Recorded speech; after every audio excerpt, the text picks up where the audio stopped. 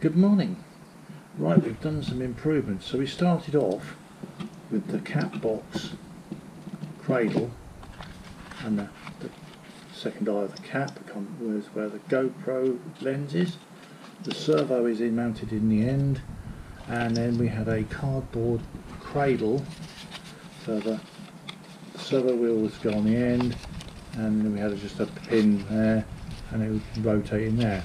I've upgraded that. I cut up my computer casing, not very well, but yeah, and we have pan tilt mechanism. So the tilt is basically that it is the metal cradle, and the pan is basically a servo, preferably one with 360 or 180 degrees rotation, which is not the standard. Standard is about 90 degrees. You glue the wheel from the servo onto your CD. This CD provides stability, so I do a little bit of off-road driving, and so if I hit a bump, the shocks don't go through the spindle and snap the spindle.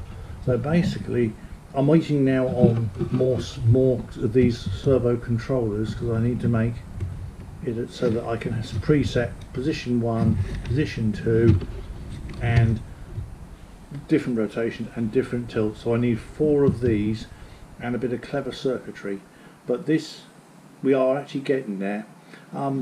If you don't have computer duct, I imagine one of these plant pot or some pair of plant pots would give you, so with this servo duct, I'm happy I got a spare duct, so I can put this, can just be fixed on the windscreen, or we can have it attached for a sucker somewhere, and then I can literally just lift the camera out and act like a docking station.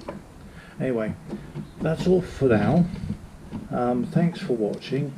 Keep subscribe, and we will keep you going with the updates when I get hold of some more servo testers, because the trouble is none in the country and I'm having to get them delivered from China. Anyway, thanks for watching. Subscribe. Bye.